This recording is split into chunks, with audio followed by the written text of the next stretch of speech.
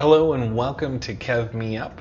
Today we're going to go over C2-N2, the Republic ship droid companion on Star Wars: The Old Republic. And I want to talk about his combat effectiveness, do a little parsing, and maybe some tips as well. So let's see here. So let's take a look at this guy. C2-N2, standard ship droid. And we'll take a look. So you can customize his blaster pistol, or you can put a different skin on him. There's some pretty cool ones out there. I don't have any, but there are some cool ones out there. Standard heals, so normal heal set, nothing special about that. I wanted to go ahead and start by going over tanking parse, and then we'll do a DPS parse after that. So I've got an operation training dummy here, and I'm debuffing his armor, and then I'll debuff its health. You can also see on the top right I've got Parsec running here for some parse details so we can watch along the way. And let's get him started. Alright. So I don't know why, but the tank skills always have better animations than the DPS. Maybe they had a different person work on it, I'm not sure why, but they're pretty cool. So the reason why you may want this companion is because he is cheap. So both the ship droids can level from maintenance companion gifts, and you can purchase those with Jawa junk, and you get showered with Jawa junk at endgame. So it's very easy to raise these guys up in level and just use them as an extra crafting companion. So I do recommend them on at least your alts in most cases.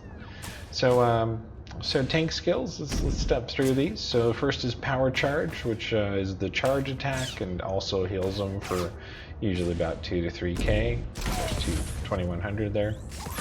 And then threatening focus is a taunt and also an absorb shield, which is kind of handy. And then provoking flare is an AoE taunt, which you might want to micromanage that. And then anti-personnel detonator. This one's pretty cool. It's an AoE damaging attack and generates high threat and puts a 50% damage reduction during that time, which is incredibly helpful. And then finally he has the standard multi-grapple that pulls a bunch of things over at once. And so standard tank skills, very average there.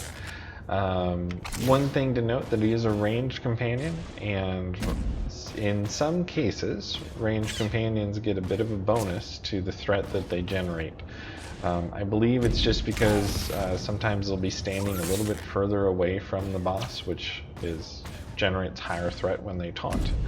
I don't know if this actually happens in real fights where bosses usually move a little bit closer, but if it's a static boss, you might actually get more threat from a ranged companion like this than a melee one. So just something to keep in mind.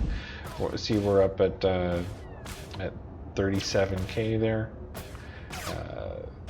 36, 37k. So it's quite a bit of threat and keeps increasing. But yeah, I think that's enough of the tank side. We'll switch to DPS.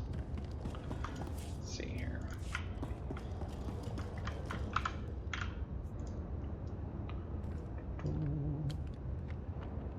Putting on the armor debuff and then the health debuff. Having a health debuff is important because there's attacks that only work when they're under 30%, so that'll make a difference in a parse. And let's get them nice and close. There we go. Okay. So standard single blaster user. No bugs that I know of particularly. So gonna be really basic there. So we'll go through the skills a bit. Blast is the power shot, essentially, standard hit.